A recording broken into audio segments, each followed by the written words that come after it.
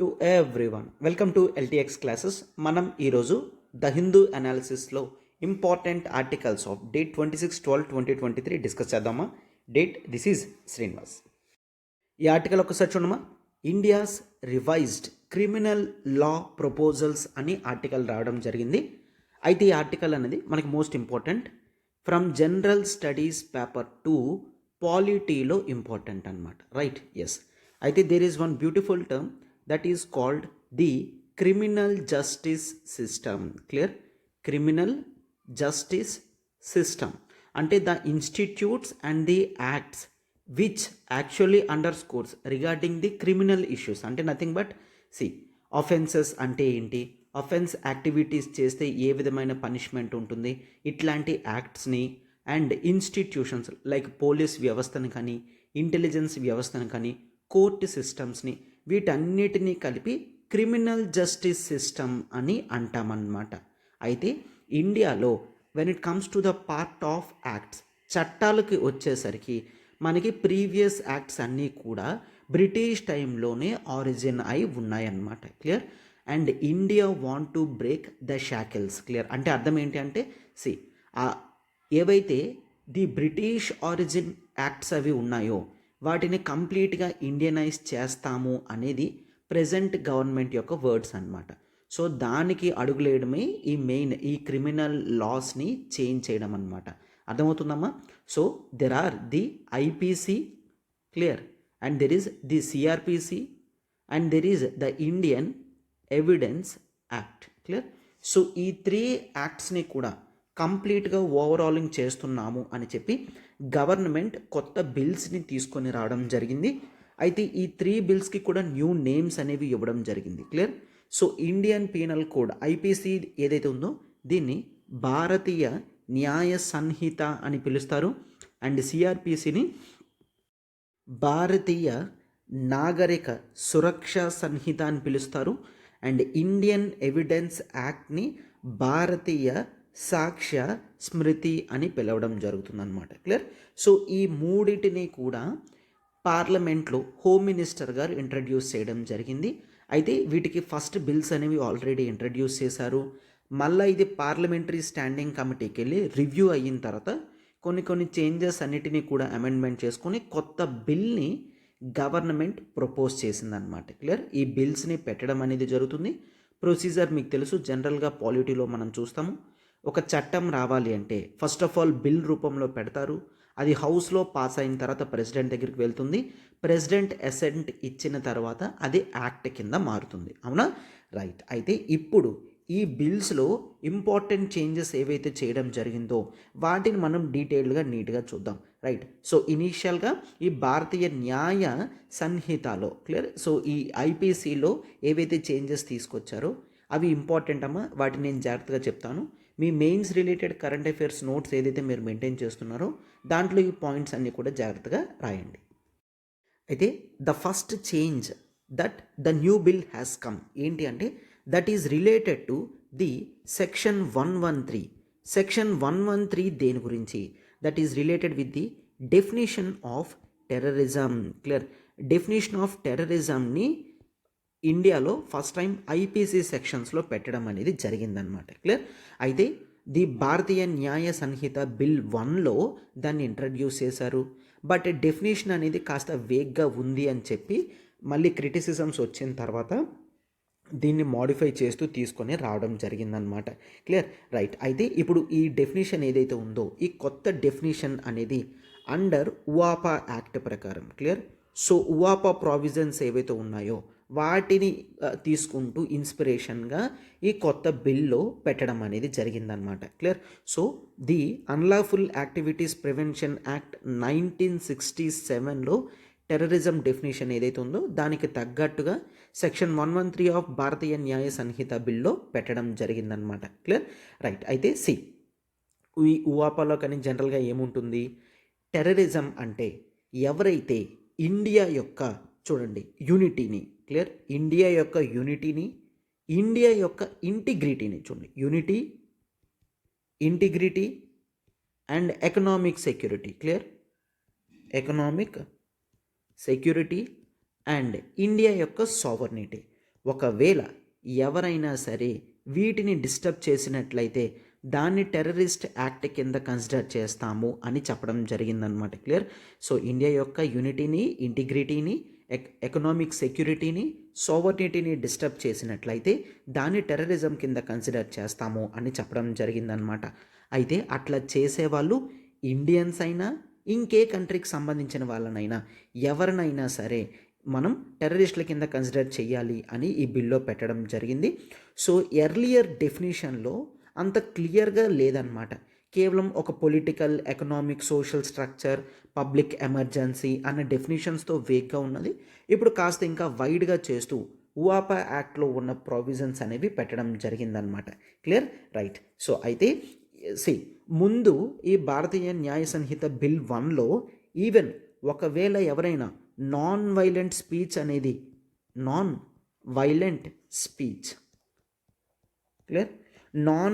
Speech ఇచ్చినా సరే earlier బిల్లో అంటే if they it threatens, clear, ఈ యూనిటీ వీటిని థ్రెటన్ చేసే విధంగా కొద్దిగా నాన్ వైలెంట్ స్పీచ్ ఇచ్చినా సరే వాటిని టెర్రరిస్ట్ డెఫినేషన్గా పెట్టడం జరిగింది. బట్ క్రిటిసిజమ్స్ అనేవి వాటికి ఎక్కువ వచ్చాయి అన్నమాట. క్లియర్. సో ఇలా నాన్ వైలెంట్ స్పీచెస్ కూడా టెర్రర్ యాక్ట్ మార్క్స్ అనేవి పెట్టినట్లయితే ఇండియాలో పొలిటికల్ అపోజిషన్ అనేది ఉండదు అని మెయిన్ క్రిటిసిజం అనేది రావడం జరిగిందనమాట. ఫర్ ఎగ్జాంపుల్, కొంతమంది అపోజిషన్ పార్టీ వాళ్ళు ప్రెజెంట్ గవర్నమెంట్ని ఏదైనా అన్నారు అనుకోండి, so they may consider this as a terrorist act and section 113 ప్రకారం వాళ్ళకి జైలు శిక్ష కూడా పడే ఛాన్సెస్ ఉన్నాయి.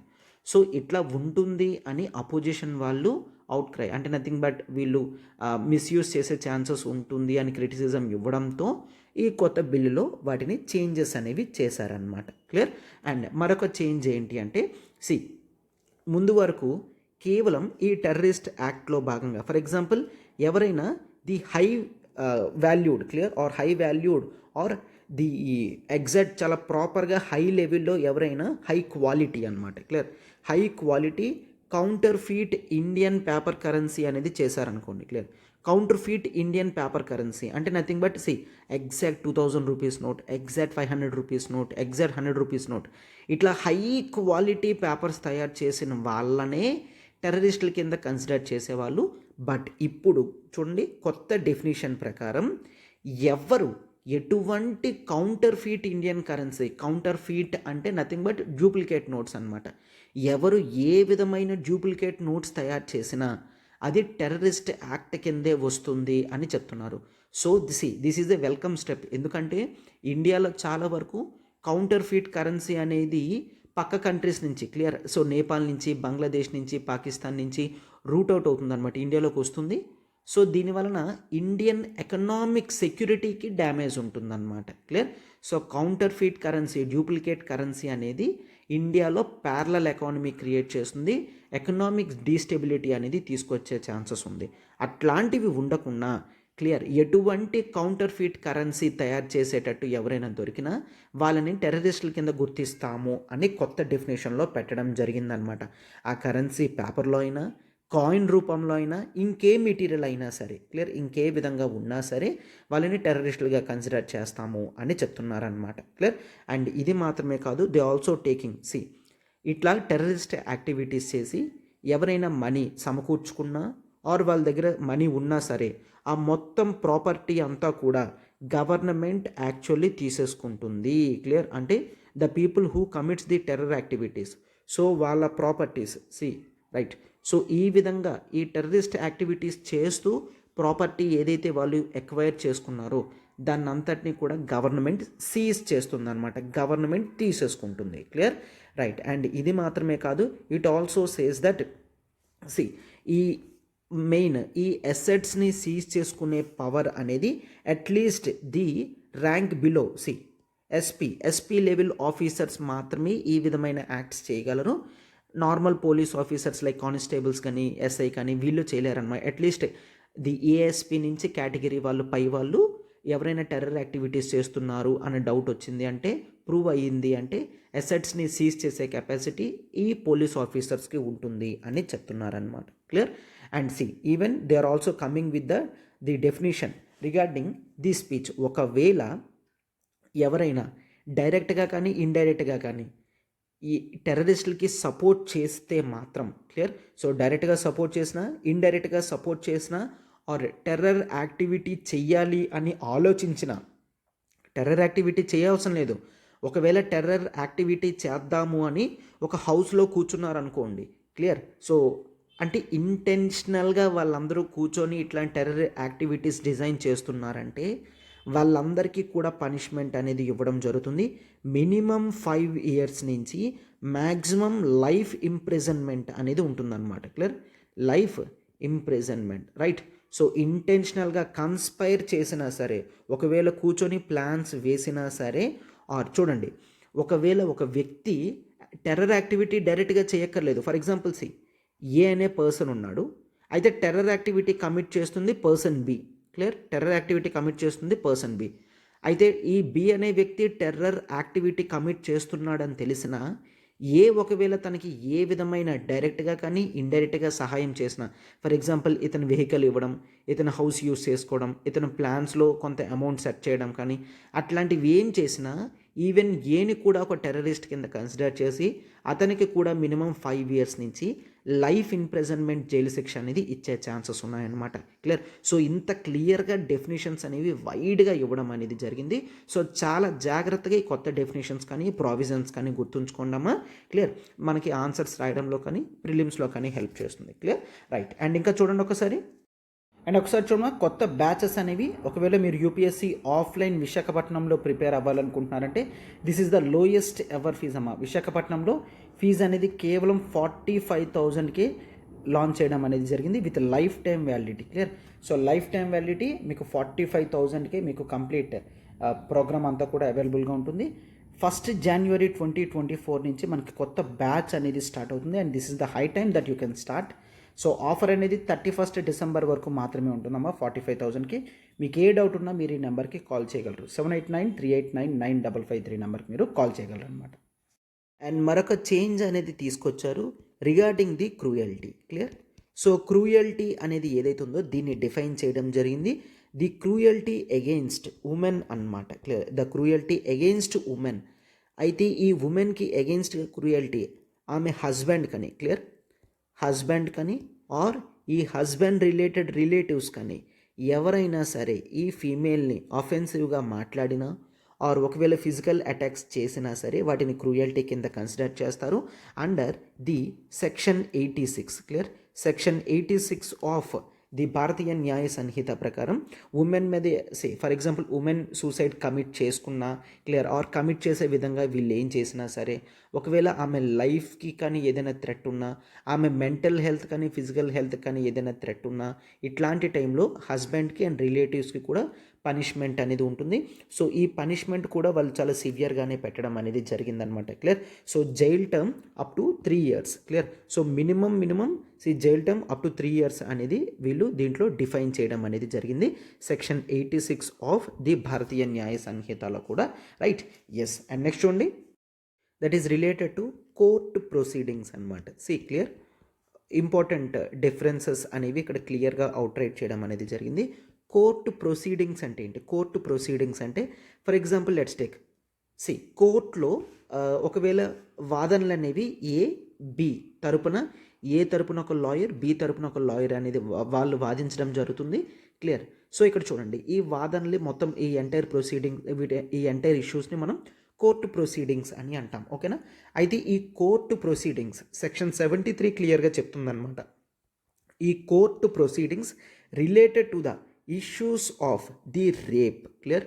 రేప్ ఇష్యూస్లో కానీ ఆర్ సెక్షువల్ అసాల్ట్లో కానీ చూడండి, రేప్ ఇష్యూస్లో కానీ సెక్షువల్ అసాల్ట్లో కానీ ఎవరూ కూడా ఈ కోర్టు ప్రొసీడింగ్స్ని బయట పెట్టడానికి లేదు క్లియర్. కోర్టు ప్రొసీడింగ్స్ని బయట పెట్టడానికి లేదు. కేవలం సుప్రీంకోర్టు కానీ హైకోర్టు కానీ ఇచ్చే జడ్జిమెంట్స్ మాత్రం బయట పెట్టచ్చు క్లియర్. జడ్జిమెంట్స్ అనేవి బయట పెట్టచ్చు. సార్ ఏంటి అర్థం కాలేదు, ఒక్కసారి చూడండి. ఒక రేప్ ప్రొసీడింగ్స్లో అయినా సెక్షువల్ అసాల్ట్ ప్రొసీడింగ్స్లో అయినా జనరల్గా ఫిమేల్ ఏం జరిగింది అనేది చెప్తుంది అవునా. సో మళ్ళీ ఫిమేల్ని ఆబ్జెక్టిఫై చేసి ఉమెన్ యొక్క డిగ్నిటీ కోల్పోయే ఛాన్సెస్ ఉన్నాయి అని కోర్టు చెప్పింది. ఈ రేప్ అండ్ సెక్షువల్ అసాల్ట్ కేసెస్లో కోర్టులో ఏదైతే వాదోపవాదనలు అనేవి జరుగుతాయో వాటిని ఎవరూ కూడా బయట పెట్టడానికి లేదు. ఒకవేళ ఇలా ఎవరైనా ఈ ప్రొసీడింగ్స్ని బయట పెడితే మినిమం 2 years పనిష్మెంట్ అనేది ఉంటుంది. క్లియర్?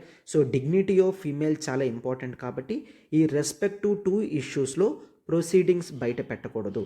బట్ చూడండి, రేప్ ఇష్యూస్లో కానీ సెక్షువల్ అసాల్ట్ ఇష్యూస్లో కానీ కోర్టు ఏదైతే జడ్జిమెంట్ ఇస్తుందో ఆ జడ్జిమెంట్స్ని ఎవరైనా సరే ఫ్రీ హ్యాండెడ్తో రాయొచ్చు, చెప్పచ్చు, మాట్లాడచ్చు అని కోర్టు ప్రొసీడింగ్స్ ఈ సెక్షన్ 73లో పొందుపరచడం అనేది జరిగిందనమాట.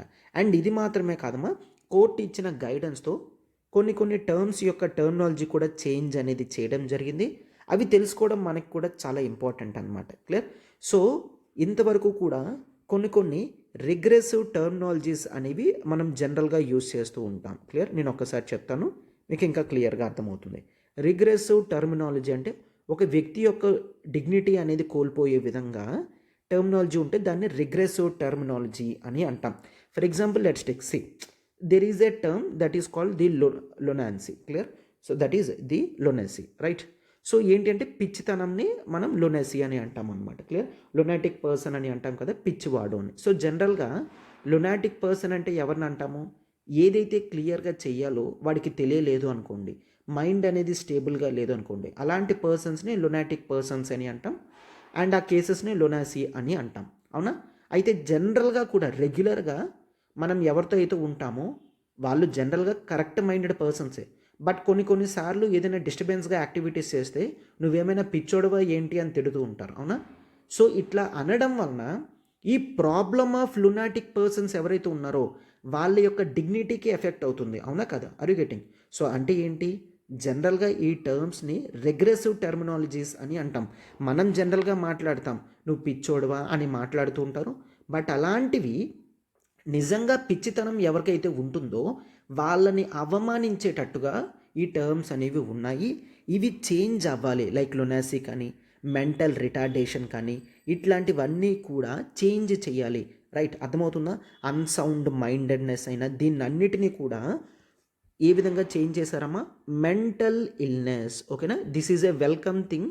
మెంటల్ ఇల్నెస్ మీరు రాయొచ్చు అనమాట. ఒకవేళ యూపీఎస్సీ క్వశ్చన్ అనేది అడిగారనుకోండి మెయిన్స్ పర్స్పెక్టివ్లో, ఈ కొత్త సెక్షన్స్లో ఇంపార్టెంట్ ప్రొవిజన్స్ అవుట్కమ్ ఏముంది ఆర్ ఏవైతే ఇంపార్టెంట్ చేంజెస్ వచ్చాయి అనేది మీరు రాయొచ్చు. దట్ ఈజ్ ఈ రిగ్రెసివ్ టర్మినాలజీస్ని మార్చేశారు. ఫర్ ఎగ్జాంపుల్ లొనాసీ కానీ అన్సౌండ్ మైండ్ కానీ అన్సౌండ్ మైండ్ వీటిని మెంటల్ ఇల్నెస్గా గుర్తించడం జరిగింది. క్లియర్? రైట్? వీటిని మెంటల్ ఇల్నెస్గా మాత్రమే పిలవాలి. ఇక నుంచి ఆ రిగ్రెసివ్ టర్మినాలజీస్ని యూజ్ చేయొద్దు అని చెప్తున్నారనమాట. అండ్ ఇది మాత్రమే కాదు, it also bringing something that is మరొక టర్మ్ కూడా యాడ్ చేయడం జరిగింది, intellectual disability. Clear? Physical disability అంటే ఏంటి? బాడీలో ఒక పార్ట్ అనేది పనిచేయకపోవడం. క్లియర్? అలానే ఇక్కడ చూడమ్మా, ఇంటెలెక్చువల్ డిజబిలిటీ అంటే ఇంటెలెక్చువల్గా ఆ పార్ట్ అనేది పనిచేయట్లేదు, అంటే బ్రెయిన్ అనేది సరిగ్గా వర్క్ చేయట్లేదు. సో ఇట్లాంటివి రిగ్రెసివ్ టర్మినాలజీస్గా కాకుండా ఒక ప్రాపర్ డిగ్నిఫైడ్ టర్మ్స్ కింద ఉంటాయి అని చెప్పి వీటిని యాడ్ చేయడం అనేది జరిగిందనమాట. క్లియర్? అండ్ మరొకటి that is regarding the judiciary only. So regarding the mob lynching. Clear? Mob lynching. Mob lynching అంటే ఏంటి? మాబ్ లించింగ్ అంటే మూకుమ్మడి దాడి చేసి ఒక వ్యక్తిని చంపేస్తే దాన్ని మాబ్ లించింగ్ అని అంటామన్నమాట. క్లియర్? సో అయితే ఫస్ట్ టైం మాబ్ లించింగ్ గురించి ఐపీసీ సెక్షన్స్లో క్లియర్గా పెట్టడం, అంటే ఈ భారతీయ న్యాయ సంహితలో మాబ్ లించింగ్ గురించి యాడ్ చేశారు. బట్ ప్రీవియస్ క్లియర్ బిల్ అంటే భారతీయ న్యాయ సంహిత ఫస్ట్ బిల్లో ఏదైతే ఇంట్రడ్యూస్ చేశారో దీన్ని కల్పబుల్ అఫెన్స్ కింద కన్సిడర్ చేసి పనిష్మెంట్ అనేది 7 yearsకే ఇవ్వడం జరిగింది. బట్ క్రిటిసిజమ్స్ అనేవి చాలా ఎక్కువగా వచ్చాయన్నమాట. దేని గురించి? మాబ్ లించింగ్ అనేది చాలా డేంజరస్. మాబ్ లించింగ్లో ఏమవుతుందంటే ఒక వ్యక్తిని బేస్డ్ ఆన్ హిస్ జెండర్ కానీ, బేస్డ్ ఆన్ హిస్ కాస్ట్ కానీ, బేస్డ్ ఆన్ హిస్ రిలీజియన్ కానీ టార్గెట్ చేసి ఆ వ్యక్తిని చంపడం జరుగుతుంది. దీన్ని మర్డర్తో సహా పరిగణించాలి అని చెప్పి ఎస్, దీన్ని ఇప్పుడు మర్డర్గా పరిగణించని చెప్పడం జరిగిందనమాట. క్లియర్. సో మాబ్ లించింగ్ అనేది ఇప్పుడు మర్డర్ ఇష్యూ కింద కన్సిడర్ చేస్తారు. ఎవరైనా ఈ అఫెన్స్లో పాల్పడితే వాళ్ళకి లైఫ్ ఇంప్రిజన్మెంట్ అనేది ఉంటుందన్నమాట. ఓకేనా. సో లైఫ్ ఇంప్రిజన్మెంట్ అనేది వాళ్ళకి ఉంటుంది. మాబ్ లించింగ్ అంటే క్లియర్గా చెప్తున్నారు, ఎక్కడైనా 5 కన్నా ఎక్కువ మెంబర్స్ ఉంటే, clear. So more than 5 members ఒకవేళ ఒక వ్యక్తిని చంపినట్లయితే దాన్ని మాబ్ లించింగ్ కింద కన్సిడర్ చేస్తారు. అండ్ ఆ మెంబర్స్ అందరికీ కూడా లైఫ్ ఇంప్రిజన్మెంట్ పనిష్మెంట్ అనేది ఉంటుందన్నమాట. అయితే వీటిని ఎందుకు తీసుకొచ్చారంటే లాస్ట్ 5-6 ఇయర్స్ నుంచి చూసుకుంటే మోస్ట్లీ ఫీమేల్స్ని కానీ కొంతమంది ముస్లిం మైనారిటీస్ మీద టార్గెటెడ్ అటాక్స్ అనేవి జరుగుతున్నాయి అన్నమాట. క్లియర్. అంటే ఒక 200-300 మెంబర్స్ వెళ్ళి ఒక ముస్లిం పర్సన్ని చంపడం కానీ ఇట్లాంటివి జరుగుతున్నాయి. అది ఒక మంచి పద్ధతి కాదు అని చెప్పి సుప్రీంకోర్టు కూడా వేరియస్ జడ్జిమెంట్స్లో చెప్పడం జరిగింది. దానికి తగ్గట్టుగా ఈ భారతీయ న్యాయ సంహిత బిల్ 2లో మాబ్ లించింగ్ యొక్క పనిష్మెంట్ని క్లియర్గా అవుట్రైట్గా మర్డర్తో కన్సిడర్ చేస్తూ లైఫ్ ఇంప్రిజన్మెంట్ అనేది పెట్టడం జరిగిందనమాట. ఓకేనా. రైట్. అండ్ ఇంకా చిన్న చిన్న పెట్టి ఆర్గనైజ్డ్ క్రైమ్స్ యొక్క డెఫినేషన్ కూడా క్లియర్గా చెప్పడం జరిగింది. లైక్ స్నాచింగ్ కానీ, థెఫ్ట్ కానీ, చీటింగ్ కానీ, అన్ఆథరైజ్డ్ సెల్లింగ్ ఆఫ్ టికెట్స్ కానీ, గ్యాంబ్లింగ్ కానీ, వీటన్నిటిని కూడా పెట్టి ఆర్గనైజ్డ్ క్రైమ్స్ కింద డెఫినేషన్ అనేది ఇవ్వడం జరిగిందనమాట. క్లియర్. అండ్ కొన్ని చేంజెస్ అనేవి భారతీయ నాగరిక సురక్ష సంహితలో చెప్పడం జరిగింది. వాటిని ఇప్పుడు ఒకసారి చూడండి. ఈ భారతీయ నాగరిక సురక్ష సంహితలో first time the community service అనేది ఏ ఫార్మ్ ఆఫ్ పనిష్మెంట్ కింద తీసుకొచ్చారు.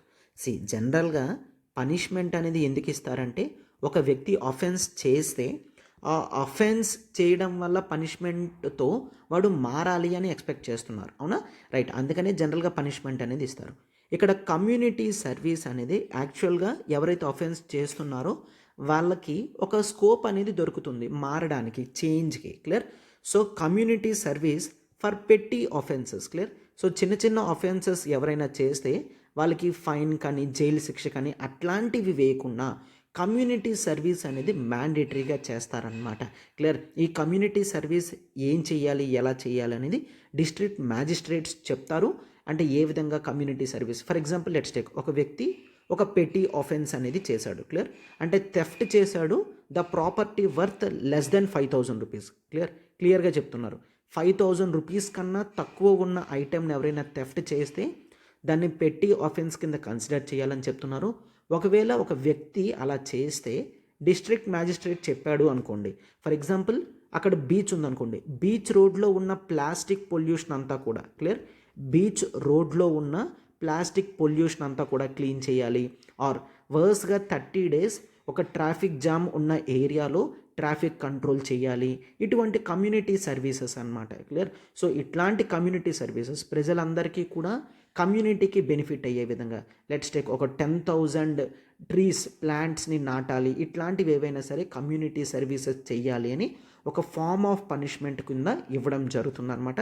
This is a welcome step. Clear. So చిన్న ఆఫెన్సెస్ చేస్తున్నప్పుడు కమ్యూనిటీ సర్వీస్ లాంటి పనిష్మెంట్స్ ఇవ్వడం వలన వ్యక్తి మారడం మాత్రమే కాదు, కమ్యూనిటీ పట్ల అతనికి ఒక గుడ్ ఒపీనియన్ అండ్ సర్వీస్ అనేది పెరిగే ఛాన్సెస్ ఉంటాయి అని ఎక్స్పర్ట్స్ కూడా చెప్తున్నారనమాట. రైట్.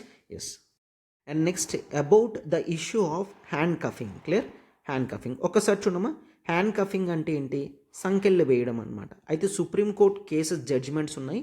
హ్యాండ్ కఫింగ్ అనేది వ్యక్తి యొక్క డిగ్నిటీ కోల్పోయే ప్రమాదం అనేది ఉంటుంది. సో హ్యాండ్ కఫింగ్స్ అనేవి ఇన్ జనరల్గా చేయకూడదు అని సుప్రీంకోర్టు కేసెస్ కూడా ఉన్నాయి. అయితే ఈ కొత్త భారతీయ నాగరిక సురక్ష సంహితలో ఏమని చెప్పడం జరిగింది అంటే, ఒరిజినల్గా section 43 clause 3లో the Bharatiya Nagarik Suraksha Samhita bill 1లో hand cuffing అనేది పోలీసులు చెయ్యొచ్చు. అంటే ఒకవేళ ఒక వ్యక్తి తప్పించుకునే ఛాన్సెస్ ఉన్నాయి అని అనుకుంటే ఆ వ్యక్తికి హ్యాండ్ కఫింగ్స్ అనేవి వెయ్యొచ్చు అని ఉంది. అయితే దీని మీద క్రిటిసిజం రావడం జరిగింది. ఆ క్రిటిసిజం వలన కొన్ని చేంజెస్ తీసుకొచ్చారు. ఆ చేంజెస్ ఏంటి అంటే, హ్యాండ్ కఫింగ్స్ అనేవి కేవలం ఒక వ్యక్తి హీనస్ క్రైమ్స్ చేసినప్పుడు మాత్రమే. చూడండి, హీనస్ క్రైమ్స్ అంటే డేంజరస్ క్రిమినల్ యాక్టివిటీస్ చేసిన వాళ్ళు ఆర్ రేప్స్ చేసేవాళ్ళు, ఇట్లాంటి వాళ్ళని అరెస్ట్ చేస్తున్నప్పుడు మాత్రమే వాళ్ళు తప్పించుకునే ఛాన్సెస్ ఉంటాయి. కాబట్టి అప్పుడే హ్యాండ్ కఫింగ్ చేయాలి. అంతే తప్ప లెట్స్ టేక్ ఒక వ్యక్తి ఎకనామిక్ అఫెన్స్ చేశాడు. క్లియర్?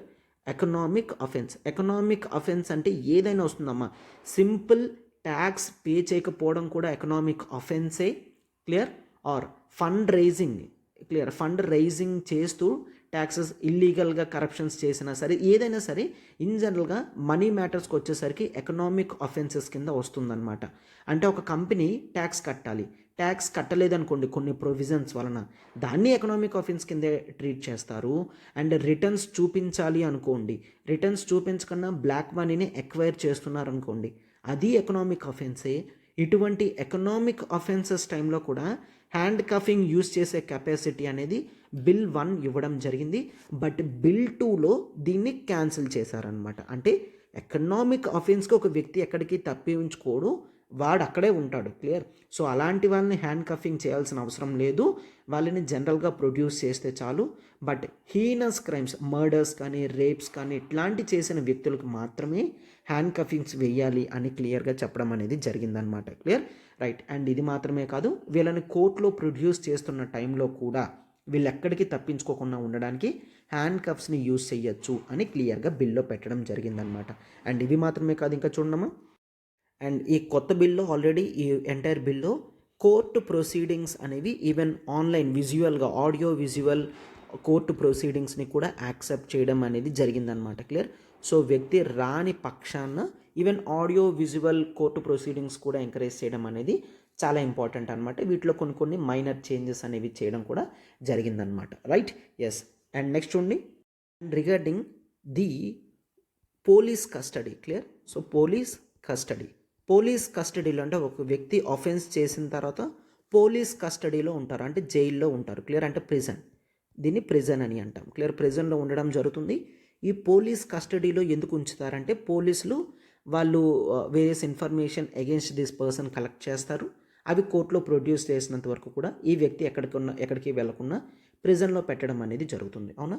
ఈ పోలీస్ కస్టడీలో ఉంచే ప్రాసెస్లో కేవలం 15 days టైం లిమిట్ అనేది ఉంటుందన్నమాట. పోలీస్ కస్టడీలో 15 days ఉంటుంది.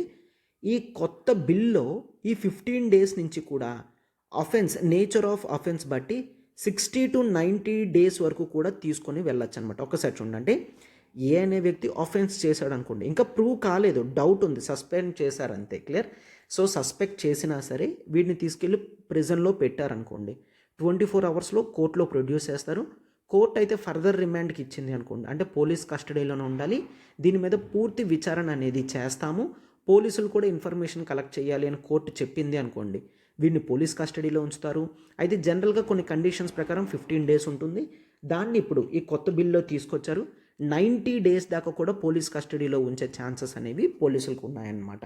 అయితే కొంతమంది ఎక్స్పర్ట్స్ ఏమని క్రిటిసైజ్ చేస్తున్నారంటే, ఇలా చేయడం వలన వ్యక్తి యొక్క డిగ్నిటీ అనేది పోతుంది, ఈక్వాలిటీ అనేది పోతుంది, ది రైట్ టు లైఫ్ అనేది కూడా పోతుంది, ఇన్ని ఎక్కువ డేస్ ఉండడం అనేది కరెక్ట్ కాదు అని కొంతమంది క్రిటిసైజ్ చేయడం అనేది జరిగిందనమాట. Right? And next, even Indian evidence యాక్ట్కి రీప్లేస్మెంట్ చేస్తూ భారతీయ సాక్ష్య బిల్ అనేది వచ్చింది కదమ్మా. ఈ భారత సాక్ష్య బిల్లో కూడా కొన్ని చేంజెస్ అనేవి తీసుకొచ్చారు regarding the section 61. Clear? Section 61 అయితే ఇంతవరకు ఎవిడెన్స్ అనేది ఫిజికల్ ఫామ్లో ఉండే విధంగా ఉండేటట్టు పెట్టారు. బట్ ఇప్పుడు ఈ కొత్త బిల్లో even the electronic device, clear, electronic డివైస్ని కూడా ఒక ప్రాపర్ ఎవిడెన్స్ కింద, క్లియర్, ఒక ప్రాపర్ ఎవిడెన్స్ కింద కన్సిడర్ చేయాలి. అండ్ ఈ ఎలక్ట్రానిక్ రికార్డ్స్ అనేవి పేపర్ రికార్డ్స్తో సమానంగా వాటికి వాల్యూ అనేది ఉండాలి అని చెప్తూ ఈవెన్ సర్టిఫికేట్స్ని కానీ వాటన్నిటినీ కూడా ఆన్లైన్ డిజిటలైజ్ చేసి యూజ్ చేసుకునే కెపాసిటీ అనేది ఈ కొత్త bill, clear, that is the Bharatiya Sakshya bill అనేది ప్రొవైడ్ చేయడం జరిగిందనమాట. క్లియర్? సో చూసా కదమ్మా, ఇంపార్టెంట్ ప్రావిజన్స్ ఏవైతే క్లియర్గా డీటెయిల్డ్గా చెప్పడం అనేది జరిగిందో ఆర్టికల్లో, అవన్నీ కూడా నేను డీటెయిల్డ్గా ఎక్స్ప్లెయిన్ చేశాను. మీరు జాగ్రత్తగా విని పాయింట్స్ అన్ని నోట్ డౌన్ చేసుకుంటే ఈవెన్ ఎగ్జామినేషన్లో క్వశ్చన్స్ వచ్చినా సరే మీకు రాయడానికి హెల్ప్ అవుతుంది అనమాట. రైట్? ఎస్. ఈ ఆర్టికల్ అనేది చూడమ్మా, that is the article 370 issue closed but the terror victims need closure అని ఆర్టికల్ ఇవ్వడం జరిగింది. ఈ ఆర్టికల్ అనేది మనకి ఎడిటోరియల్ ఆర్టికల్లో వచ్చింది కదా, జనరల్ స్టడీస్ పేపర్ 2లో పాలిటీలో మనకి ఇంపార్టెంట్ అనమాట. అయితే author R K Vij, he is a retired Indian police servant so ఇతను ఇచ్చిన ఆర్టికల్స్ అనేవి మనకి యూపీఎస్సీలో చాలా హెల్ప్ఫుల్ అవుతాయి. ఇతను క్లియర్ విజనరీతో ఒక ప్రాపర్ ఆర్డర్తో అండ్ ఇంకా గ్రౌండ్ లెవెల్ నాలెడ్జ్ కూడా ఇతనికి ఉండడం వలన ఇతను ఆర్టికల్స్ అన్నీ కూడా చాలా డీటెయిల్డ్గా రాయడం అనేది జరుగుతుంది. మనకి ఎగ్జామినేషన్లో కూడా హెల్ప్ చేస్తుంది అనమాట. అయితే ఆథర్ ఏ ఇష్యూస్ అయితే ఇక్కడ డిస్కస్ చేస్తున్నాడో దాన్ని మీకు డీటెయిల్డ్గా ఎక్స్ప్లెయిన్ చేస్తాను, జాగ్రత్తగా చూడమ్మా. రైట్. అయితే ఆర్టికల్ 370 మనందరికీ తెలుసు. సో ఆర్టికల్ 370ని నలిఫై చేస్తూ అంటే ఏమని చేంజ్ చేయడం జరిగింది, దట్ కాశ్మీర్, ది జమ్మూ కాశ్మీర్ ఏదైతే ఉందో దాని యొక్క స్టేట్హుడ్ అనేది తీసేసి సెపరేట్ కాన్స్టిట్యూషన్ అనేది తీసేసి కంప్లీట్ ఇండియాలోకి ఇంటిగ్రేట్ చేసి జమ్మూ కాశ్మీర్స్ని 2 యూనియన్ టెరిటరీస్ కింద చేశారు. ఇది అందరికీ కూడా తెలుసు. రైట్. అయితే రీసెంట్గా సుప్రీంకోర్టు జడ్జిమెంట్లో కూడా ఆర్టికల్ 370 అనేది కరెక్ట్గానే జరిగింది. అంటే ఆర్టికల్ 370 ఏదైతే రివోక్ చేశారో, పవర్స్ అనేవి రివోక్ చేశారో అవన్నీ కూడా కాన్స్టిట్యూషన్కి తగ్గట్టుగానే జరిగాయి, ప్రాబ్లం లేదు అని సుప్రీంకోర్టు జడ్జిమెంట్ ఇచ్చింది. క్లియర్. సో అది కంప్లీట్గా ఫైన్. అయితే అదే సుప్రీంకోర్టు జడ్జిమెంట్లో కూడా జస్టిస్ సంజయ్ కిషన్ కౌల్ అతను ఏమని చెప్తున్నారు అంటే, there is requirement of constitution of a so చూడండి, constitution of a truth constitution of a truth and reconciliation commission. ఒక ట్రూత్ అండ్ రీకన్సిలియేషన్ కమిషన్ అనేది కావాలి అని చెప్తున్నారు. ట్రూత్ అండ్ రీకన్సిలియేషన్ కమిషన్ అనేది పెట్టాలి sir. Truth and reconciliation commission ఏంటి sir? ఈ ట్రూత్ అండ్ రీకన్సిలియేషన్ కమిషన్ ఏంటి అంటే, జనరల్గా ఎక్కడైనా హ్యూమన్ రైట్స్ వైలేషన్స్ అనేవి స్టేట్ కానీ నాన్ స్టేట్ యాక్టర్స్ కానీ, చూడండి అమ్మా, హ్యూమన్ రైట్స్ వైలేషన్స్ అనేవి స్టేట్ కానీ నాన్ స్టేట్ యాక్టర్స్ కానీ హ్యూమన్ రైట్స్ వైలేషన్స్ చేస్తే వాటి మీద ఎంక్వైరీ వేసే కమిషన్ని ట్రూత్ అండ్ రీకన్సిలియేషన్ కమిషన్ అని అంటాం. అంటే ఆ ఏరియాలో అసలు ఏం జరిగింది, ప్రాపర్ ట్రూ ఇన్ఫర్మేషన్ కావాలి అని ఈ కమిషన్స్ అనేవి జనరల్గా పెడతారనమాట. State and non state actors అంటే ఏంటి అంటే, స్టేట్ గవర్నమెంటే స్వయంగా పోలీస్ ఫోర్స్ను ఉపయోగించి కొంతమందిని ఇబ్బంది పెడుతుంది అనుకోండి, దాన్ని స్టేట్ కమిటెడ్ యాక్టివిటీస్ అని అంటారు. నాన్ స్టేట్ యాక్టర్స్ అంటే కొంతమంది టెర్రరిస్టులు కానీ, ఫర్ ఎగ్జాంపుల్ ఇప్పుడు తాలిబాన్ ఉంది. తాలిబాన్ అనేది the control of the Afghanistan, under the control of తాలిబాన్లో వాళ్ళు ఏవైతే కొన్ని అరాచకమైన నిర్ణయాలు తీసుకుంటున్నారో దాని వలన హ్యూమన్ రైట్స్ వైలేషన్స్ జరుగుతున్నాయో వాటిని నాన్ స్టేట్ యాక్టర్స్ అని అంటాం. ఒకవేళ స్టేట్ డైరెక్ట్గా కమిట్ చేస్తే దాన్ని స్టేట్ రిలేటెడ్ అని అంటామన్నమాట. సో ఇలా జరిగిన తరువాత ఈ ట్రూత్ అండ్ రీకన్సిలియేషన్ కమిషన్స్ అనేవి నెక్స్ట్ వచ్చే బాడీస్ అనేవి పెట్టడం జరుగుతుంది. సో దట్ ఇవి అసలు నిజంగా ఆ టైంలో ఏం జరిగాయి అనేది మనకి తెలియాలి అంటే ఈ కమిషన్స్ అనేవి ఉండాలి అని చెప్తున్నారనమాట. సో వీళ్ళు పూర్తిగా రాంగ్స్ ఎక్కడ జరిగాయి అనేది సొసైటీ అంతా కూడా వెతికి కనుక్కుంటారు అని చెప్తున్నారనమాట. రైట్. అర్థమైందా? అంటే ఇక్కడ కొన్ని ఎగ్జాంపుల్స్ కూడా వీళ్ళు ఇవ్వడం జరిగిందనమాట. రైట్.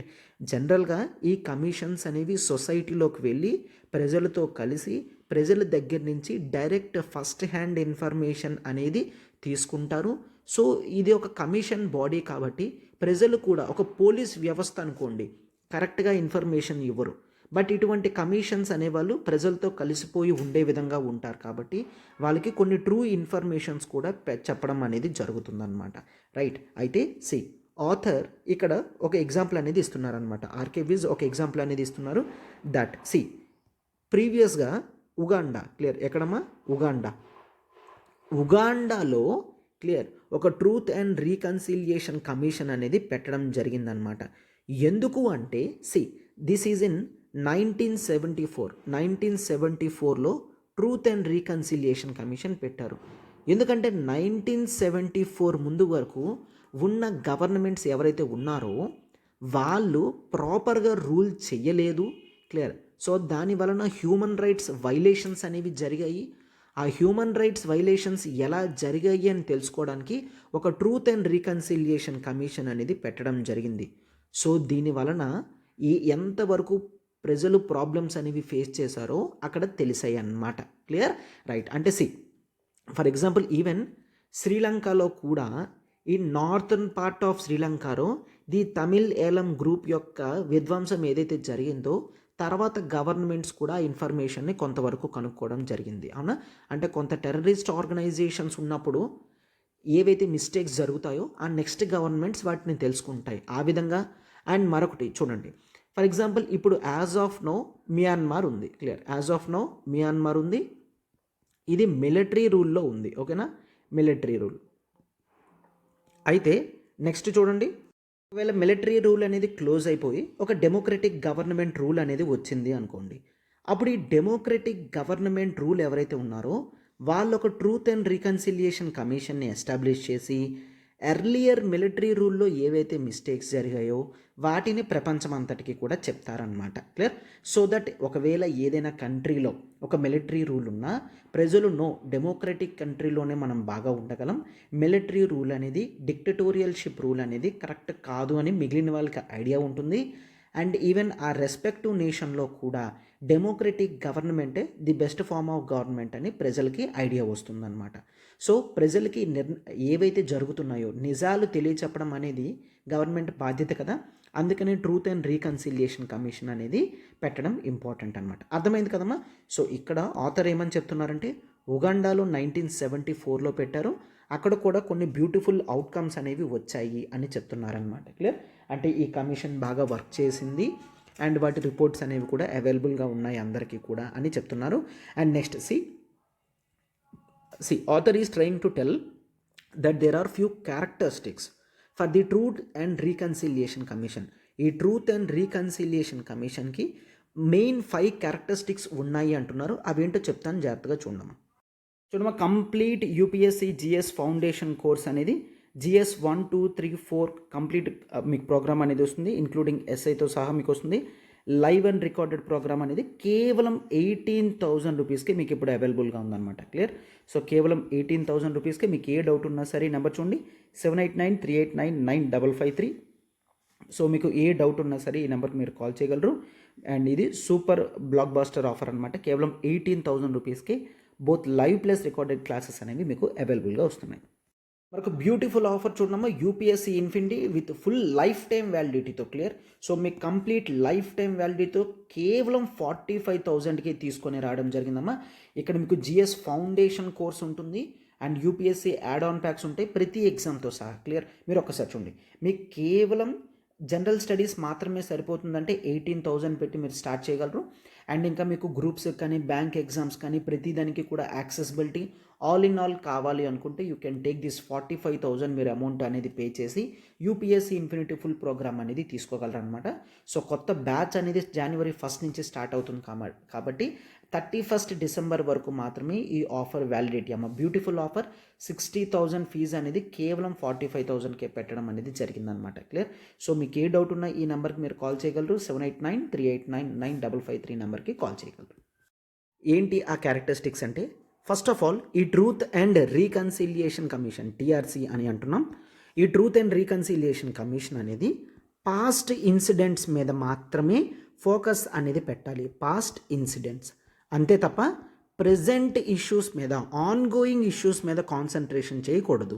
మీరు పాస్ట్ రిజైన్స్ యొక్క డెసిషన్స్ తెలుసుకోవాలి అనుకుంటే పాస్ట్లో జరిగిన ఇన్సిడెంట్స్ వల్ల అవుట్కమ్స్ ఏవైతే వచ్చాయో వాటిని అర్థం చేసుకోవాలి అంటే పాస్ట్ ఇన్సిడెంట్స్ మాత్రమే చదవాలి అని చూస్తామన్నమాట. క్లియర్? అండ్ నెక్స్ట్ ఈ ట్రూత్ కమిషన్ ఏదైతే ఉందో it has to investigate the pattern of events. Clear? అంటే ఈవెంట్స్ అనేవి ఏ విధంగా ఒకదాని తర్వాత ఒకటి ఏ విధంగా జరిగాయో over a period of time తీసుకోవాలి. Clear? Over a period of time అంటే ఒక టైంలోకి ఇష్యూ అనేది జరిగిందనుకోండి, అయితే ఇంకా దాన్ని అక్కడికక్కడ చదివి ఆపేయడం కాదు. ఓవరాల్ ఎంటైర్ స్పాన్ ఆఫ్ టైంలో ఇన్సిడెంట్స్ అనేవి ఒకదాని తర్వాత ఒకటి లింక్ ఏ విధంగా ఉందో దాన్ని కనిపెట్టాలి. అంటే first of all political instability వచ్చిందనుకోండి, దీని మూలంగా ఇన్కమ్ ఇన్స్టెబిలిటీ అనేది ఎలా వచ్చింది, ఈ దేశానికి ఇన్కమ్ పడిపోవడం వలన ఎకానమీ అనేది ఎలా వర్స్ట్ స్టేజ్కి వెళ్ళిందో చెప్పడం కానీ, దాని తర్వాత పవర్టీ అనేది ఎలా పెరిగింది, దీని తర్వాత స్టేట్లో హెల్త్ ఎమర్జెన్సీ అనేది ఎలా వచ్చింది, ఈ ఎంటైర్ ఇన్సిడెంట్స్ని పిక్చరైజ్ చేయాలి నీట్గా. అర్థమైందా? అంటే ఒక పీరియడ్ ఆఫ్ టైంలో సీక్వెన్షియల్ ఇష్యూస్ మాత్రమే వాళ్ళు డిస్కస్ చేయాలి అని చెప్తున్నారనమాట. అంటే ఒక ట్రూత్ కమిషన్లో ఇట్లాంటివే ఉండాలి అని చెప్తున్నారనమాట, రైట్. అండ్ ఇది మాత్రమే కాదు, ఎఫెక్టెడ్ పీపుల్ ఎవరైతే ఉన్నారో, క్లియర్. సో ఈ ట్రూత్ కమిషన్ ఈ ఎఫెక్టెడ్ పీపుల్తో డిస్కస్ చేయడానికే కదా పెట్టారు. ఈ ఎఫెక్టెడ్ పీపుల్తో డైరెక్ట్గా వెళ్ళి వాళ్ళే డిస్కస్ చేయాలి, క్లియర్.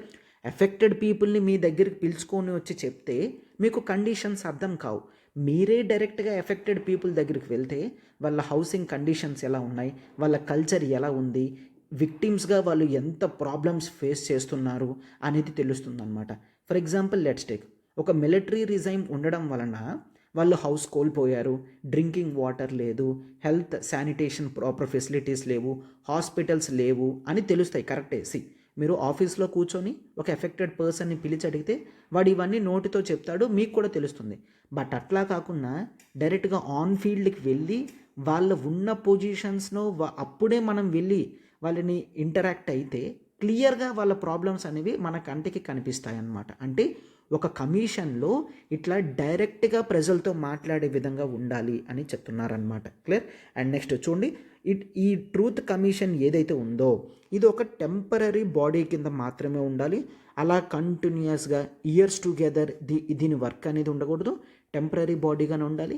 కంప్లీట్గా వర్క్ అనేది ఓవరాల్గా ఫినిష్ చేయాలి, రిపోర్ట్స్ అనేవి ఫైనల్ చేసి వెళ్ళాలి అని చెప్పి చెప్తున్నారనమాట. అండ్ ఇది మాత్రమే కాదు, ట్రూత్ కమిషన్స్ని కేవలం ఒక ఆథరైజ్డ్ బాడీస్ అంటే స్టేట్ మాత్రమే వీటిని పెట్టాలన్నమాట, క్లియర్. ఒక ప్రైవేట్ పర్సన్ నేను ట్రూత్ కమిషన్ పెడుతున్నాను, నో.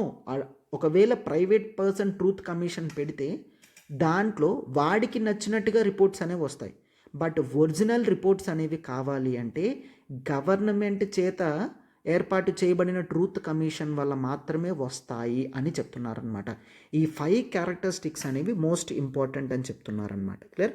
ఈవెన్ యునైటెడ్ నేషన్స్ కూడా చాలా కంట్రీస్లో, క్లియర్, ఆథర్ మరొక కేస్ స్టడీ కూడా ఇవ్వడం జరిగింది, that is United Nations, clear.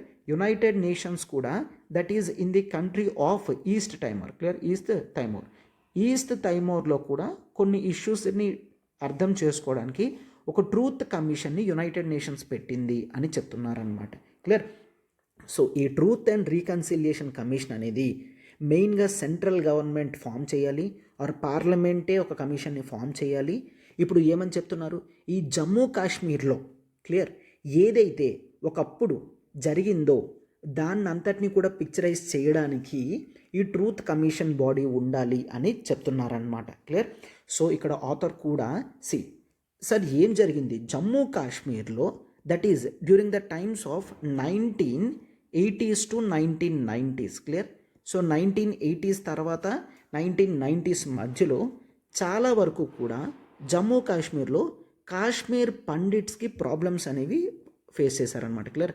Kashmir Pandits అక్కడ minor group, Muslims major group. So ఈ కాశ్మీర్ పండిట్స్ మీద యాక్టివిటీస్ అనేవి చాలా క్రూయల్గా తీసుకోవడం అనేది జరిగింది. సో దీంతో కాశ్మీర్ పండిట్స్ అందరూ కూడా వేరే ప్లేసెస్కి మైగ్రేట్ అయి వెళ్ళిపోయారు, క్లియర్. వేరే ప్లేసెస్కి మైగ్రేట్ అయి వెళ్ళిపోయారు. కాశ్మీర్లో వాళ్ళకి చాలా వరకు కూడా ల్యాండ్ అసెట్స్ కూడా ఉన్నాయి. ఉన్నప్పటికీ కూడా అవన్నీ వదిలేసి ప్రాణ భయంతో వేరే స్టేట్స్కి వచ్చేయడం జరిగిందనమాట. సో ఇట్లాంటివి నిజంగా ఎంతవరకు జరిగాయి అనేది ఇప్పుడు ఈ ట్రూత్ కమిషన్ ఫైండ్ అవుట్ చేయాలి. ఆ వచ్చిన రిపోర్ట్స్తో ఈ కాశ్మీర్ పండిట్స్కి న్యాయం అనేది జరిపించాలి అని చెప్తున్నారనమాట. సో ఈ కమిషన్ని ఫ్రీగా, క్లియర్, అటానమస్గా వదిలేస్తే ఈ కమిషన్ ట్రూత్ అనేది తీసుకొస్తుంది. అది ప్రస్తుతం ఉన్న పాలసీ మేకర్స్కి కూడా పాలసీ డిజైనింగ్లో హెల్ప్ చేస్తుంది. ఈ కాశ్మీర్ పండిట్స్, ఈ మైనర్ గ్రూప్స్ ఎవరైతే ప్రాబ్లమ్స్ ఫేస్ చేశారో వీళ్ళకి న్యాయం జరుగుతుంది. అండ్ ప్రజెంట్ పీపుల్ యొక్క సిచ్యువేషన్ని కూడా మిగిలిన దేశంలో ఉన్న మిగిలిన వాళ్ళందరికీ కూడా తెలుస్తుంది.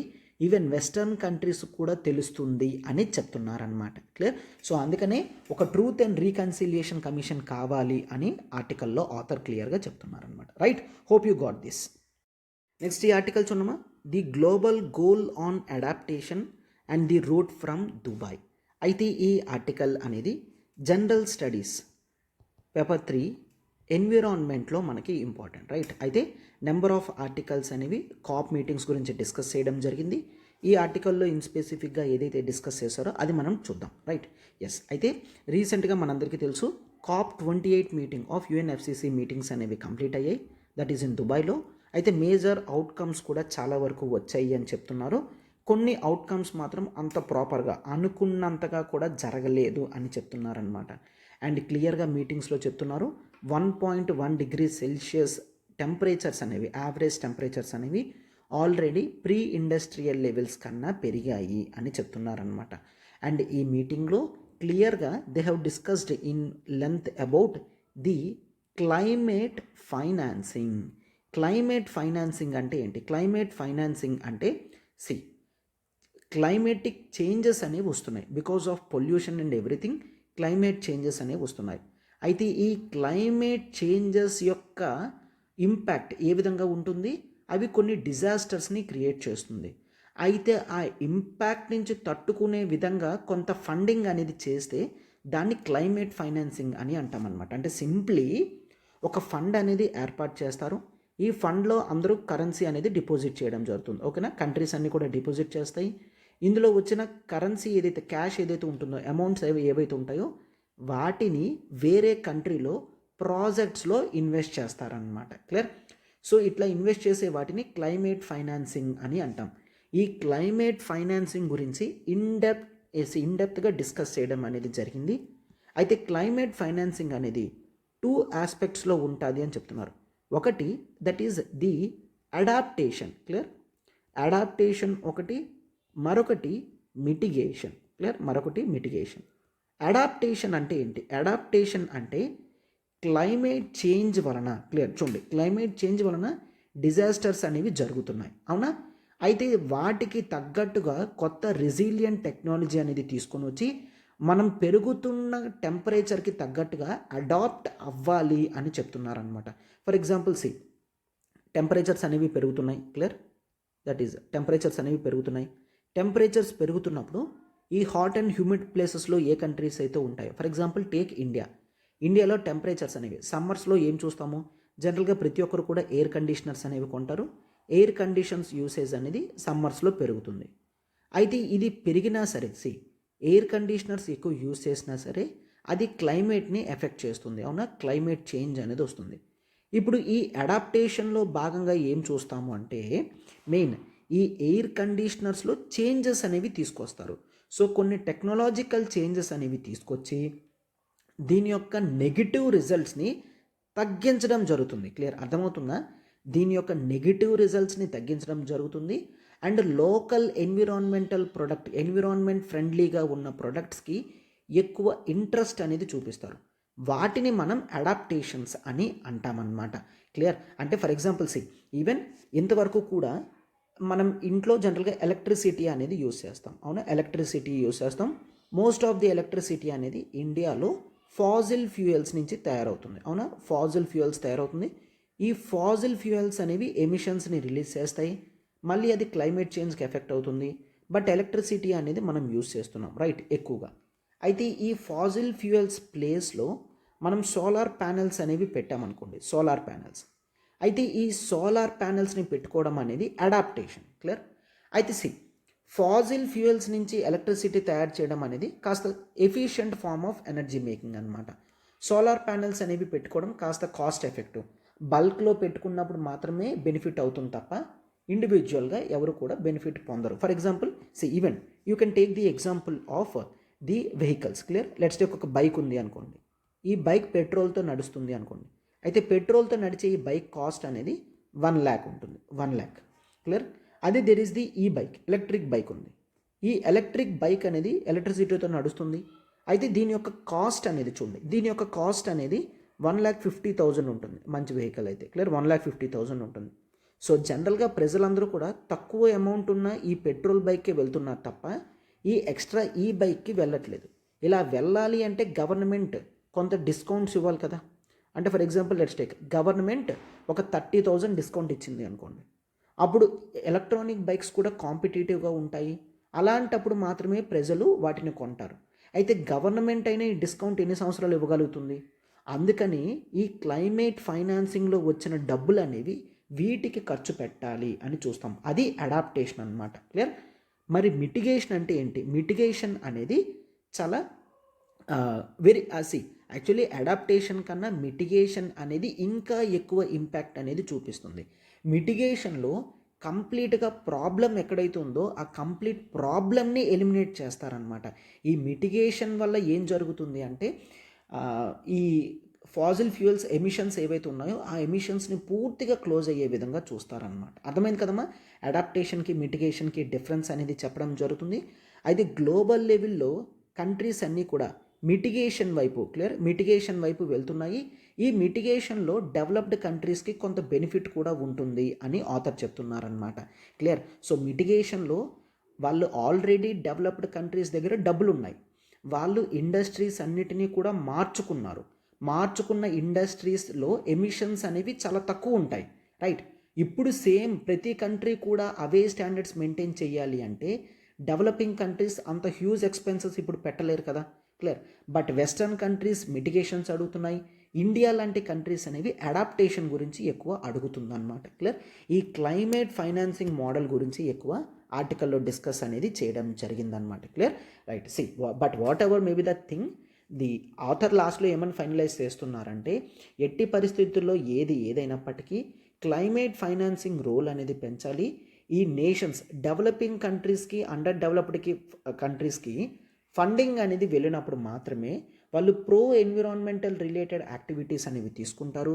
సో దట్ మొత్తం అందరికీ కూడా బెనిఫిట్ అవుతుంది, ఎన్విరాన్మెంటల్ డ్యామేజెస్ కూడా తగ్గుతాయి అని ఆథర్ చెప్తున్నారనమాట. రైట్? ఎస్. మనం ఒకసారి this is the beautiful offer of the day. Big 4 combos. Clear? యూపీఎస్సీలో మోస్ట్ ఇంపార్టెంట్ టాపిక్స్ ఏవైతే ఉన్నాయో, ఫర్ ఎగ్జాంపుల్ హిస్టరీ కానీ, పాలిటీ, ఎకానమీ, జోగ్రఫీ, ఈ బిగ్ 4 టాపిక్స్ ఏవైతే ఉన్నాయో కేవలం మీకు 10,000 రూపీస్కి మాత్రమే వీటన్నిటి మీద కూడా యాక్సెస్ అనేది ఇవ్వడం జరిగింది. క్లియర్? సో ఈ 4 టాపిక్స్ కలిపి మీకు కేవలం 10,000కే అవైలబుల్గా ఉంది. ఆఫర్ అనేది ఈరోజు మాత్రమే వ్యాలిడిటీ అమ్మ. క్లియర్? మీకు ఒకవేళ ఏ డౌట్ ఉన్నా మీరు ఈ నెంబర్ కాల్ చేయగలరు, 7893899553. యూ కెన్ ఆల్సో టేక్ ఈ NCERT foundation, the current affairs, CSAT prelims test series, mains answer writing programmes అన్నీ కూడా కలిపి కేవలం 10,000 రూపీస్కి లాంచ్ చేయడం జరిగింది. అండ్ ఈ ఆఫర్ కూడా కేవలం ఈ ఒక్క రోజు మాత్రమేనమ్మా. మీకు ఏ డౌట్ ఉన్నా మీరు ఈ నెంబర్కి కాల్ చేయగలరు, 7893899553. This is the ultimate combo programme.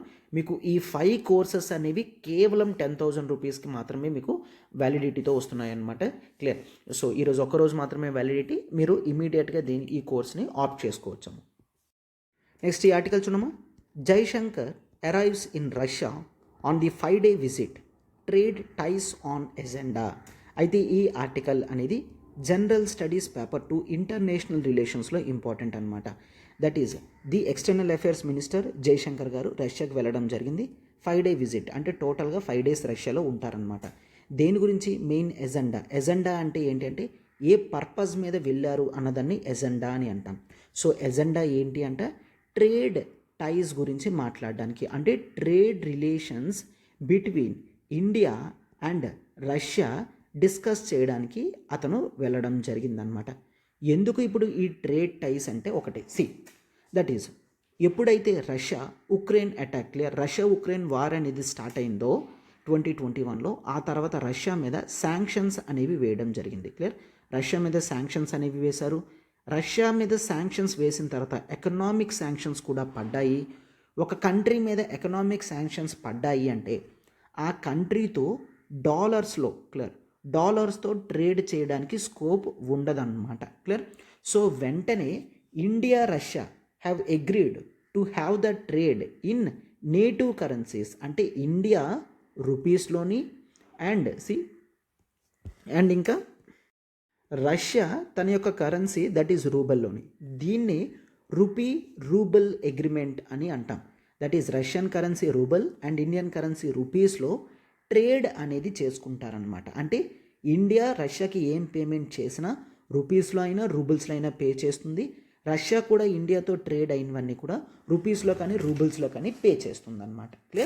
So economic sanctions తర్వాత డాలర్స్ యూసేజ్ అనేది విత్ ద రష్యా కట్ అయ్యింది కాబట్టి రూబుల్ అగ్రిమెంట్ అనేది జరిగిందనమాట. బట్ ఒకటి అడ్వాంటేజ్ ఏం జరిగింది అంటే రష్యా మీద శాంక్షన్స్ ఉన్నాయి. సో రష్యాతో ఎవరు ట్రేడ్ చేయరు.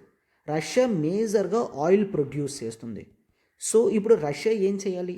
తనకి ఫండింగ్ కావాలి అంటే ఈ ఆయిల్ని చీప్గా సేల్ చేయాలి. ఈ ఆయిల్ని చీప్గా సేల్ చేసినప్పుడు మాత్రమే తనకి కొంత ఎకానమీ అంటే కొంత కరెన్సీ అనేది వస్తుంది. తన మిలిటరీ టాక్టిక్స్కి ఫండింగ్ అనేది దొరుకుతుంది. అర్థమవుతుందమ్మా?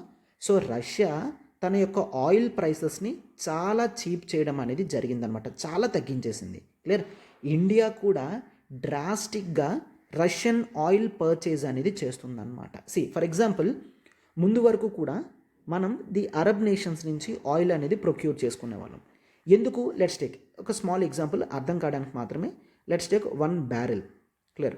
ఒక బ్యారెల్ ఆయిల్ కాస్ట్ అనేది అరబ్ కంట్రీస్ నుంచి తెచ్చుకుంటే మనకి $80 అనుకోండి. క్లియర్? $80. అయితే రష్యా నుంచి ఆయిల్ అనేది తెచ్చుకుంటే మనకి $85 దాకా పడేది అనమాట. $85 దాకా పడేది. ఎందుకంటే ట్రాన్స్పోర్టేషన్ కాస్ట్ అనేది రష్యా నుంచి చాలా ఎక్కువ ఉంటుంది. అరబ్ కంట్రీస్ నుంచి మనకి చీప్ మెరైన్ ట్రాన్స్పోర్టేషన్ అనేది ఉందన్నమాట. క్లియర్? రష్యా కాస్త డిస్టెంట్లో ఉండడం వలన ల్యాండ్ ట్రాన్స్పోర్టేషన్ డైరెక్ట్గా యాక్సెసిబిలిటీ లేకపోవడం వలన సీ ట్రాన్స్పోర్ట్ నుంచే రావాలి. బట్ డిస్టెన్స్లో ఎక్కువ ఉండడం వల్ల ప్రైసెస్ అనేవి ఎక్కువ పడేవి. బట్ ఇప్పుడు చూడండి, రష్యా మీద శాంక్షన్స్ పడడం వల్ల రష్యా ఆయిల్ ప్రైసెస్ అనేవి స్లాష్ అనేది చాలా ఎక్కువగా చేయడం జరిగింది. అంటే $60కే ఇచ్చేస్తుంది. $60కి $50కి ఒక బ్యారెల్ ప్రైస్ అనేది పెట్టడం జరిగింది. సో దీంతో ఆబ్వియస్లీ మనకి ట్రాన్స్పోర్టేషన్ ఛార్జెస్ కూడా ఇంక్లూడ్ అయ్యి ఎంత తక్కువకు వస్తున్నప్పుడు ఇండియన్ గవర్నమెంట్ ఆటోమేటిక్గా రష్యన్ చీప్ ఆయిల్నే కొనాలనుకుంటుంది. అవునా? అలానే రష్యా నుంచి చాలా ఎక్కువ ఆయిల్ అనేది ఇంపోర్ట్ చేసుకున్నామన్నమాట. క్లియర్? అయితే దీనివల్ల ప్రాబ్లం ఎక్కడొచ్చిందంటే, ముందు వరకు కూడా డాలర్స్లో పే చేసేవాళ్ళం కాబట్టి మనకి ప్రాబ్లం ఉండేది కాదు. ఇప్పుడు రూపీస్లో, రూబుల్లో. క్లియర్? అంటే రష్యాకి ఇప్పుడు రూబుల్లో పేమెంట్స్ చేయాలి. రష్యా మన దగ్గర నుంచి 100 రూపీస్ కొంటే అంటే మన అవుట్కమ్ 100. మనం అవుట్పుట్ అంటే రష్యాకి 100 రూపీస్ ఇస్తూ ఉంటే రష్యా నుంచి కొనుక్కోవడం మాత్రం మనం ఒక 1 lakh కొనుక్కుంటున్నాం. ఇంత డిఫరెన్స్ అనేది ఉందన్నమాట. Are you getting? రష్యాకి ఏం అవసరం లేదు, మన దగ్గర నుంచి చాలా కొద్దిగా ఐటమ్స్ కొనుక్కుంటుంది. మనకి ఆయిల్ అనేది మేజర్ కదా. సో ఆయిల్ మనం తెప్పించుకోవడం వల్ల మన ఇంపోర్ట్స్ అనేవి 1 lakh రూపీస్ అంత డిస్టెంట్లో ఉన్నాయన్నమాట. అయితే ఇప్పుడు ఈ ఎక్స్టర్నల్ అఫైర్స్ మినిస్ట్రీ గారు వెళ్ళింది అందుకనే. క్లియర్? ఏంటి అంటే, ఇప్పుడు మనం రూబుల్లో అగ్రిమెంట్ పెట్టుకున్నాం కదా, మాకు మరికొంత ఫేవర్ ఇస్తే మంచిది అని అంటున్నారనమాట. ఏ విధంగా? పేమెంట్ అనేది కేవలం రూబుల్లో మాత్రమే కాకుండా even Chinese currency that is yuan. Clear? యువాన్లో అయినా సరే, or even the main United Arab Emirates యొక్క currency that is dirhams, UAE దిర్హమ్స్లో అయినా వీటిలోనైనా మాకు పేమెంట్కి స్కోప్ అనేది ఇవ్వండి, సో దట్ మీకు పేమెంట్స్ అనేవి ఈజీగా చేయగలం అని రిక్వెస్ట్ చేస్తున్నారనమాట. క్లియర్? మెయిన్ ఆయిల్ ఇంపోర్ట్స్ అనేవి ఎక్కువ అవడం వల్ల రష్యాతో ట్రేడ్ రిలేషన్స్లో మనకి పేమెంట్ మెకానిజం అనేది కాస్త స్లో అయింది, మనకి ఇబ్బంది అవుతుందన్నమాట. సో అందుకనే పేమెంట్ చేసే బాస్కెట్ ఆఫ్ కరెన్సీస్ని వైట్ చేయమని రిక్వెస్ట్ చేయడానికి వెళ్ళారు. అండ్ ఇది మాత్రమే కాదు, ఈవెన్ అమెరికన్ శాంక్షన్స్ వలన మనకి కొన్ని defence equipment that is the S-400 triumph missile system ఏదైతే ఉందో దాంట్లో the major parts of 4th and 5th regiments అనేవి రావాలి. ఈవెన్ అవి కూడా డిలే అయ్యే, వాటి గురించి డిస్కస్ చేయడానికి కూడా మన జయశంకర్ గారు వెళ్ళారనమాట. రైట్? అండ్ ఇంకా ఆర్టికల్ ఏమని చెప్తుంది అంటే, there is a convention from the year 2000. Clear? Year 2000 నుంచి కూడా every year the high level meetings between India and Russia అనేవి జరుగుతున్నాయి. హై లెవెల్ మీటింగ్స్ అంటే at the level of prime minister. Every year Indian prime minister రష్యాకి వెళ్తారు, Russian prime minister ఇయర్లో కనీసం ఒక్కసారైనా ఇండియాకి వస్తారనమాట. ఇది 2000 నుంచి స్టార్ట్ అయింది. మొన్న 2021 వరకు ఉండేది. కోవిడ్ టైమ్స్లో బ్రేక్స్ అనేవి వచ్చాయి. 2021 తర్వాత 22లో కానీ 23లో కానీ 2 నేషన్స్ కూడా ఈ హై లెవెల్ మీటింగ్స్ అనేవి క్రాస్ విజిట్ కాలేదు అని చెప్తున్నారనమాట. అర్థమవుతుందా? అంటే ఇండియన్ ప్రైమ్ మినిస్టర్ రష్యాకి వెళ్ళలేదు అండ్ రష్యన్ ప్రెసిడెంట్ కూడా ఇండియాలో అడుగు పెట్టలేదు లాస్ట్ 2 ఇయర్స్లో అని చెప్తున్నారు. సో వాటిని కొంతవరకు ఫిల్ చేయడానికి జయశంకర్ గారు వెళ్తున్నారనమాట. Clear? Right. Hope so we get some favourable outputs. Clear? So కొంత బెనిఫిట్ అనేది జరిగితే ఇండియన్ పేమెంట్ సిస్టమ్ అనేది కాస్త ఈజ్ అవుతుంది. క్లియర్? సో ఇది ఆర్టికల్ అంతా కూడా చెప్పడం అనేది జరిగిందమ్మా. అండ్ ఒకసారి చూడమా, offer of the day, this is for anthropology. Clear? So anthropology UPSC మీరు ఆప్షనల్ ప్రిపరేషన్ అనేది చూసుకున్నట్లయితే కేవలం రికార్డింగ్ క్లాసెస్ అనేవి మీకు కావాలనుకుంటే జస్ట్ 4,000 రూపీస్కే మీకు కంప్లీట్ ఆప్షనల్ యాక్సెసిబిలిటీ అనేది వస్తుందన్నమాట. కేవలం 4,000 రూపీస్కే. అయితే offer valid only for today. Complete optional అనేది నేనే తీసుకుంటాను. This is Srinivas. అయితే మీకు కంప్లీట్ నోట్స్ అనేది ప్రొవైడ్ చేయడం జరుగుతుంది అండ్ హ్యాండ్ హోల్డింగ్ చేయడం జరుగుతుంది. రెగ్యులర్గా ఆన్సర్ ప్రాక్టీస్ అనేది చూస్తారు and complete coverage of syllabus అనేది మీకు ఇక్కడ అవైలబుల్గా ఉంటుందన్నమాట. రైట్? ఎస్. అండ్ మీకు ఏ డౌట్ ఉన్నా సరే ఈ నెంబర్కి మీరు కాల్ చేయగలరు, 7893899553. ఒకవేళ ఆప్షనల్ సెలక్షన్లో మీరు కాస్త కన్ఫ్యూషన్గా ఉన్నా, నాతో మాట్లాడాలనుకున్నా సరే మీరు ఈ నెంబర్ని కాల్ చేయగలరు, నాతో మాట్లాడగలరు.